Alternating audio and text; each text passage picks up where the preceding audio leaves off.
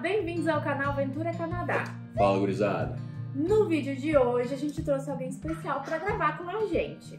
Que é nosso primo Joel, nosso irmão aqui, que vai dar um pouco do depoimento dele sobre como é viver em Regina e aqui no Canadá e compartilhar um pouco das experiências dele com vocês. E adivinha onde é que eu sou? Roda a vinheta.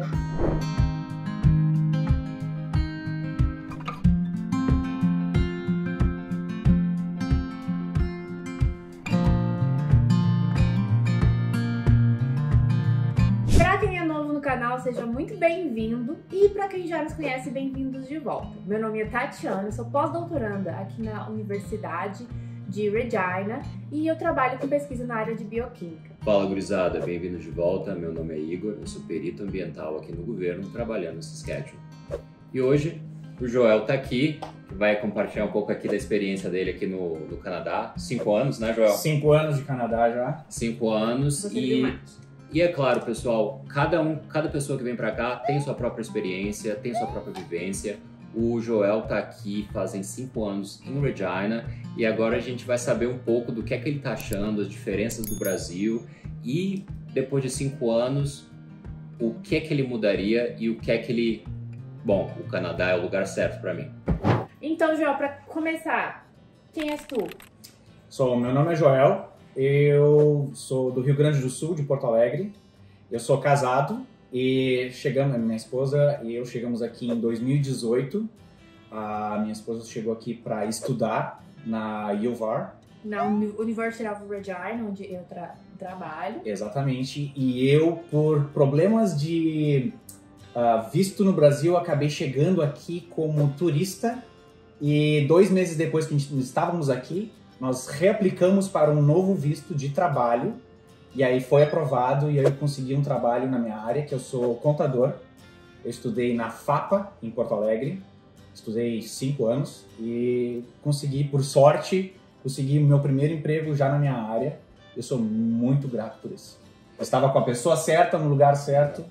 E, Joel, Canadá, de onde é que surgiu essa ideia? Por que tu e a tua esposa escolheram o Canadá para morar? O que acontece?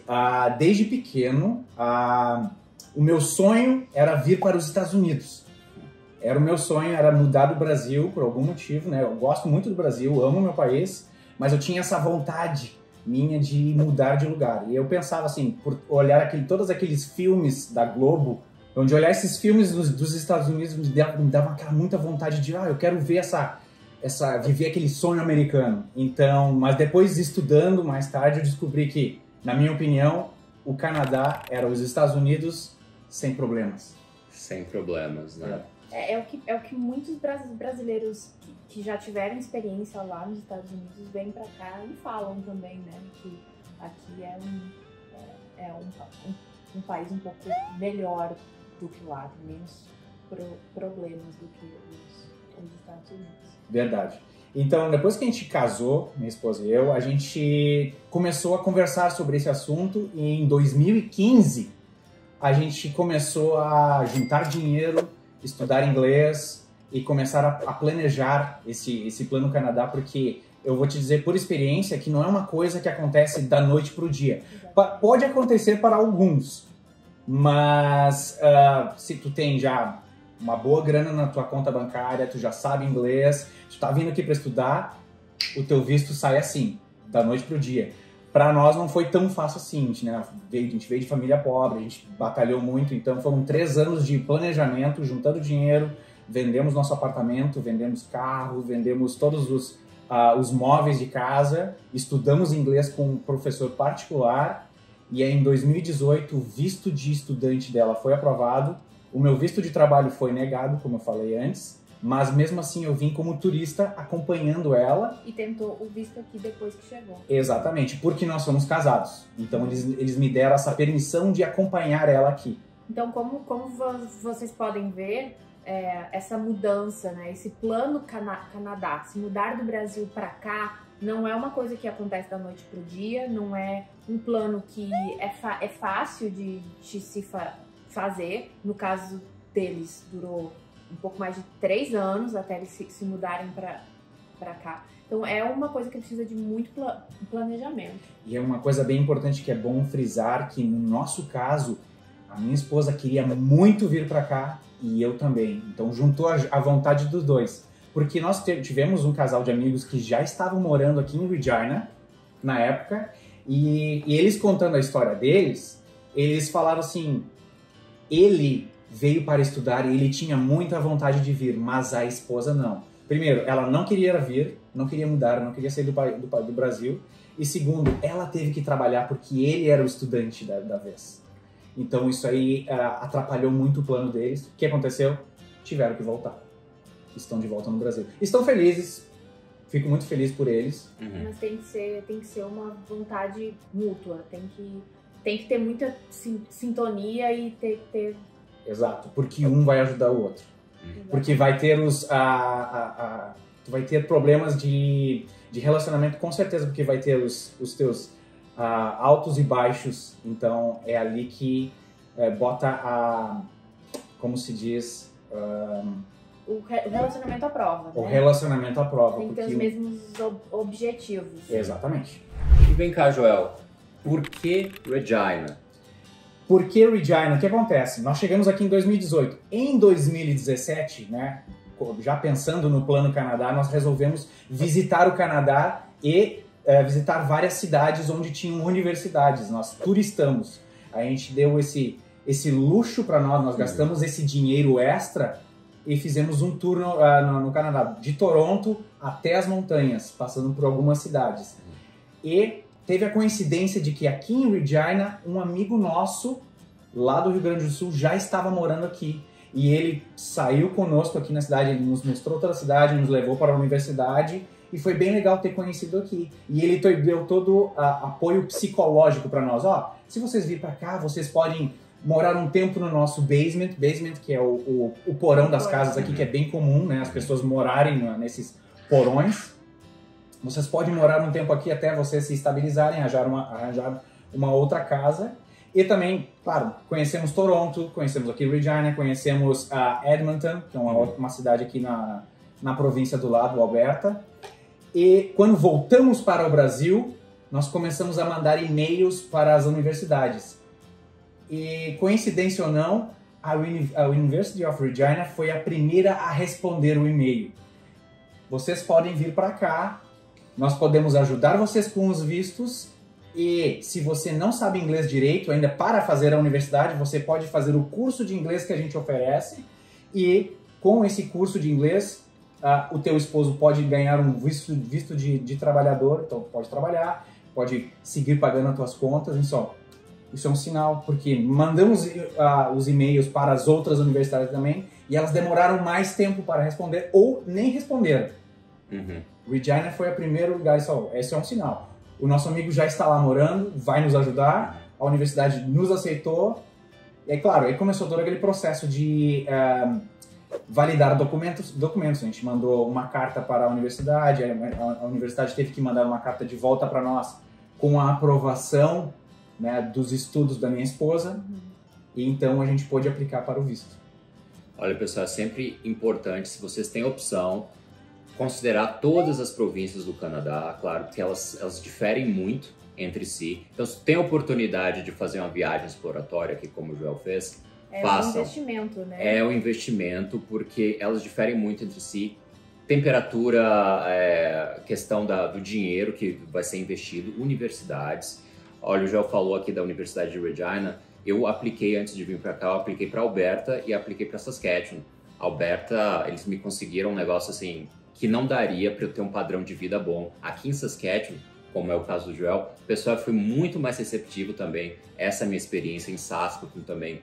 Proveram toda a papelada, eu vim só. Mas enfim, isso é muito importante, ter um apoio aqui do Canadá para, digamos, fazer com que a experiência de transição do Brasil para o Canadá seja o mais amistosa possível, né? É verdade. Posso dizer isso por experiência aí.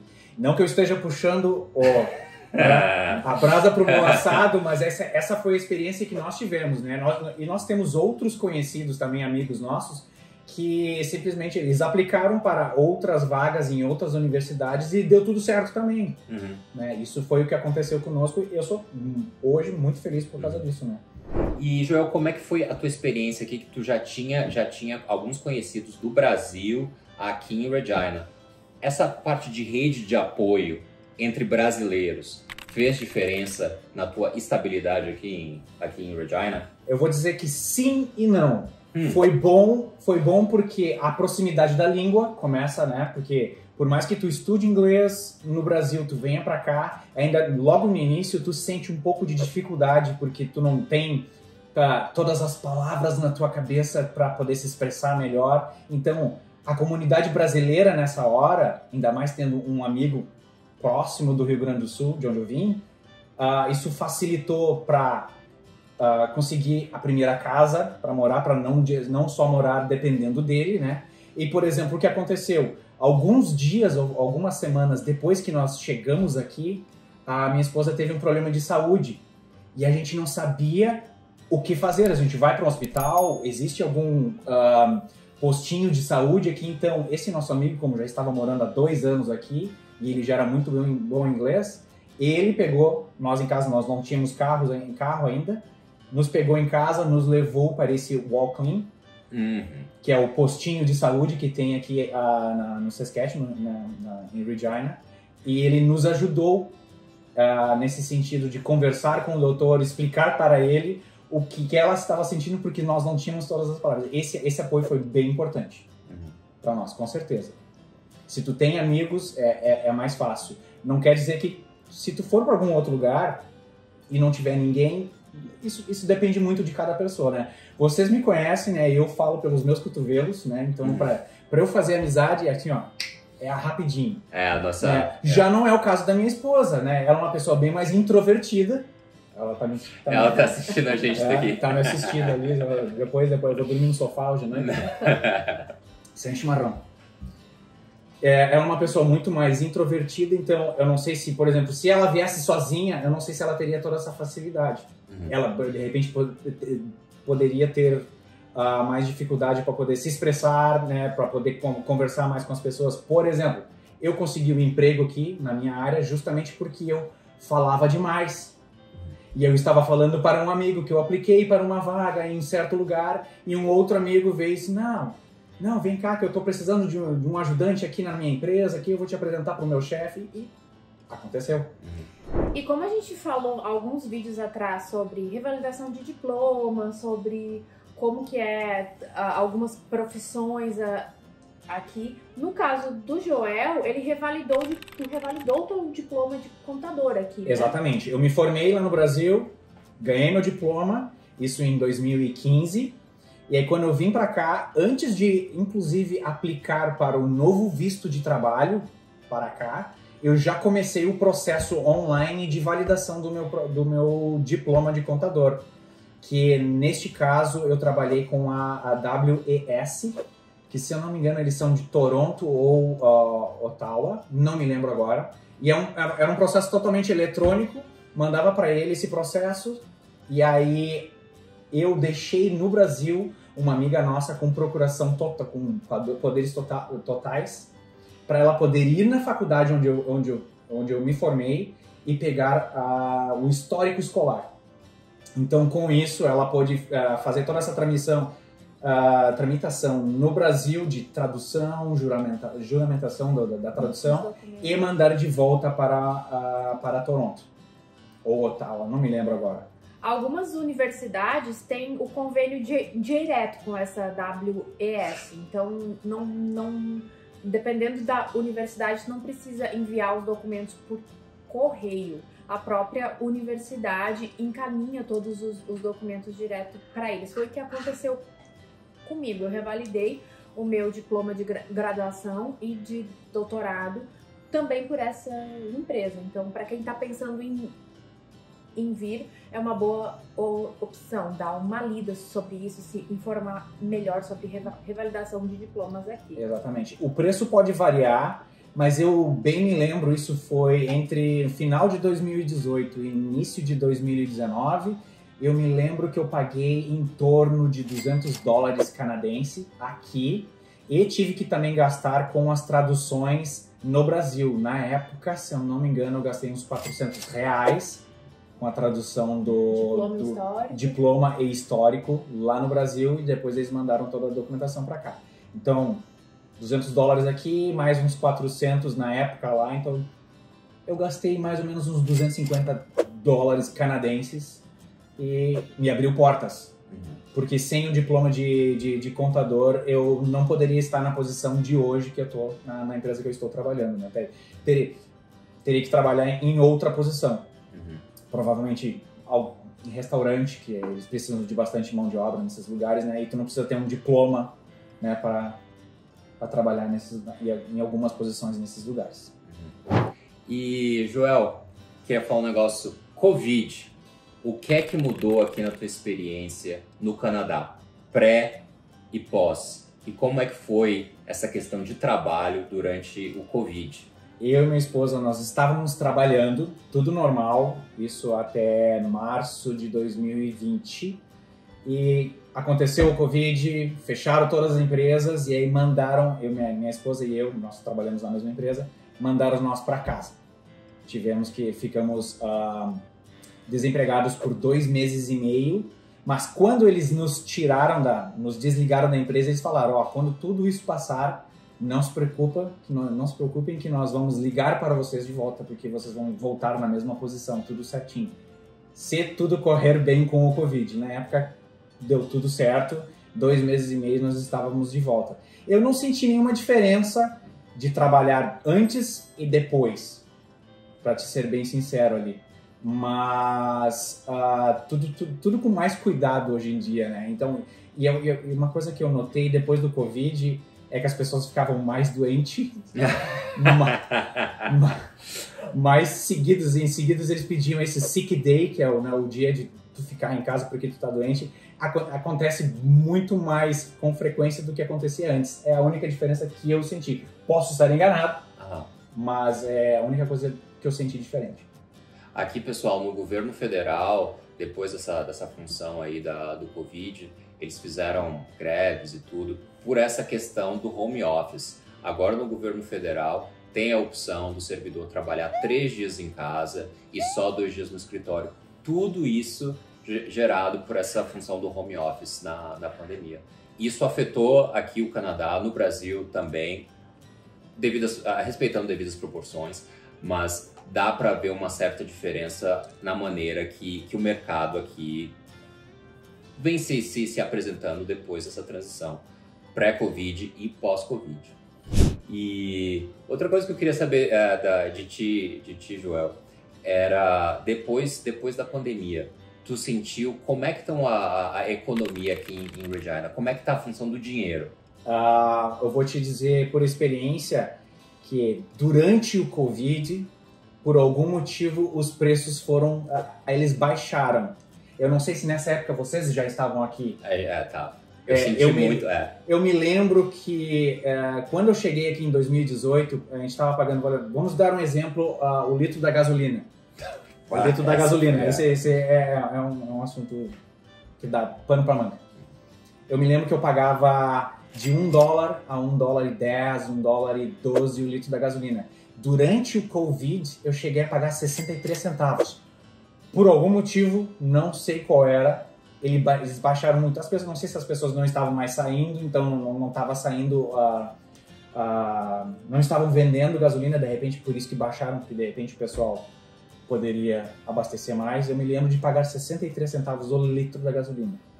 E a gente andava na época um carro bem econômico, então assim... Gastava quase nada. Mas eu sinto agora que depois que acabou o Covid, nós voltamos para o nosso normal do dia a dia e ainda estourou o problema da guerra na Ucrânia, eu senti que a economia deu uma baixada violenta. Subiu um pouco a inflação também. Exatamente. Então eu estou sentindo assim que hoje em dia estamos pagando em torno de R$1,50 a R$1,60 o litro da gasolina. A gente sente que vai no supermercado e as coisas estão bem mais caras. E assim, elas não mudaram assim de $2 para $2,50, elas mudaram de $2 para $4,50. E a gente está sentindo bastante isso no bolso. Mas, né? Ainda tá valendo a pena? Ainda tá. Eu posso te dizer que ainda tá valendo muito a pena. Porque eu tenho muitos feedbacks de alguns amigos nossos que estão morando no Brasil e a gente faz algumas comparações, né? Tanto o litro da gasolina, quanto, por exemplo, às vezes a gente pergunta assim, quanto é que vocês estão pagando a Nutella? Eu sou um consumidor de Nutella. Então, aqui a gente paga em torno de $5, às vezes na promoção R$4,50 no Walmart. E eu já ouvi de pessoas no Rio Grande do Sul dizendo que pagaram R$35 o potinho. E um potinho menor ainda, porque o nosso pote ele é acho que é meio quilo. Exatamente, de Nutella. É bastante Nutella. Então, toda vez que alguma coisa aumenta de preço aqui, eu acabo ainda comparando assim. Eu falo pra minha esposa, Sandra, mas se aqui tá tanto assim, imagina quanto é que não tá no Brasil. E obviamente a gente tá pagando em dólar, mas a gente ganha em dólar também, entendeu? Eu cheguei aqui um pouquinho antes do Joel, cheguei aqui em 2016, então também peguei o pré-pandemia e o pós-pandemia. E é claro, durante a pandemia eu também estava aqui, e essa parte aí do combustível foi impressionante. Eu tinha uma Dakota V8 Sport na época que bebia assim terrivelmente, mas nessa época o preço do combustível colaborou. Nessa época estava bom. Mas agora... Rodou bastante? Rodei. Era o período que eu rodava mais de carro. Essa parte é importante. Tem que aproveitar. E depois da pandemia, parece que os preços tá mais difícil. Aqui, Regina é uma cidade um pouco mais barata que Saskatoon, mas mesmo assim, a gente foi para Saskatoon recentemente e os preços estão um pouquinho mais altos, né? Depois da pandemia, parece que tudo foi para cima, né? Com o plus da guerra da Ucrânia, né? Porque tudo isso tá afetando a economia mundial, e aí tá todo mundo sentindo isso. Joel, o que mudou na tua vida desde que tu chegou aqui? Qual foi a principal mudança que tu sentiu quando tu tava lá, da tua vida lá do Brasil, da tua vida pra cá? O que foi mais impactante? O que foi mais impactante é esse sentimento de segurança que tu tem aqui. E não estou dizendo que o Canadá é o lugar mais perfeito do mundo, o lugar mais seguro, nada vai te acontecer. Mas a chance de uma coisa errada te acontecer, de ser assaltado, de roubarem teu carro, de roubarem a tua casa, isso reduziu a 0,01. E eu costumo dizer muito também que eu ganhei 10 anos na minha vida. Hoje eu estou com 40 anos, mas eu praticamente me considero com 30, porque essa tranquilidade que o Canadá me trouxe, eu ganhei 10 anos na minha vida. Esse foi o segundo, foi o primeiro grande motivo de ter vindo para o Canadá, era a segurança. E o segundo grande motivo, inverno. Inverno de verdade. Por mais que a gente tenha um inverninho lá no Rio Grande do Sul, aqui a gente tem inverno de verdade, né? E eu e minha esposa, a gente adora inverno. Então é um prato cheio. E em contrapartida, o que foi que vocês sentiram que vocês não gostaram do Canadá depois que vocês vieram pra cá? Algo que vocês disseram, não, se não tivesse isso, seria perfeito. É difícil de dizer. Porque em nenhum lugar é perfeito. A gente não tá dizendo que o Canadá vai resolver todos os teus problemas. Não, a gente passa por perrengue aqui, a gente tem problemas também, mas o que na tua opinião, na opinião da tua esposa também, o que vocês como família aqui enfrentam e que é uma coisa que vocês não tinham no Brasil antes? Talvez eu possa comentar alguma coisa de comida, porque no início, mas não é porque o Canadá não tem a comida que a gente gosta. Era difícil da gente achar a comida específica para nós. Mas agora, com o tempo, com a experiência e procurando nos lugares certos, a gente começou a achar todas as coisas que a gente gostava muito lá do Brasil. Porque, com certeza, no Brasil a gente come muito bem. Não, a gente sabe fazer comida. Isso é uma característica do canadense. O canadense ele até tem todas as opções, mas eles têm esse estilo deles de comer aquele hambúrguer, a salsicha com que eles chamam de hot dog, essas coisas, esse fast food. É uma coisa bem americana isso aí. Mas aqui, com o tempo, a gente começou a procurar e achar os lugares onde a gente podia achar comida que a gente gostava, aquele feijão preto que eles não são acostumados a comer, mas tu acha. A única coisa que eu não achei aqui, e tu vai ter que contrabandear, é pinhão. É a única coisa que não tem como, mas o resto tu acha tudo. Pra quem não é do sul e às vezes não conhece, pinhão é uma castanha da araucária. Que é uma árvore muito típica do sul do Brasil. Então a gente que é de lá conhece, gosta e chega no início do inverno sem sentir falta de um pinhãozinho. Exatamente. Todo. Araucária é qual? Araucária Não sei. Angustifólia, tia. Eu não sou agrônoma, não sei o nome completo do negócio, não. É a minha árvore do pinhão. E é claro, como não poderia faltar, a parte de emprego. Joel, no teu setor, aí na tua profissão, como tu vê a questão do emprego e da oferta de trabalho aqui no Canadá agora e para o futuro? Então, o que eu posso te dizer é que na minha área de contabilidade aqui, sim, é uma área de demanda, principalmente aqui no Saskatchewan. Então, se tu tem experiência no Brasil, tu já é formado, então tu pode procurar esses programas de contabilidade que tem para imigração, principalmente, né? Se tu quiser vir para cá. Isso aí, com certeza, é uma área que pode te dar imigração para o teu futuro, pode virar PR, né? Então, te abre muitas portas essa. E é um setor que está em demanda, que está... Exatamente, muita, eles estão contratando. Exatamente. Por exemplo, lá na empresa que eu trabalho, eles têm 11 lojas e uma vez por mês, às vezes 2 vezes por mês, eles mandam e-mails internos dizendo, precisamos de mais pessoas para trabalhar nessas áreas aqui. E sempre em alguma, ou 2, ou até mais 3 lojas, eles estão precisando de pessoas trabalhando na contabilidade.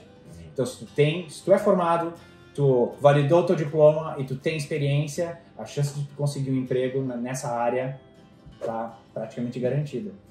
Claro que tu tem que passar pela entrevista, né?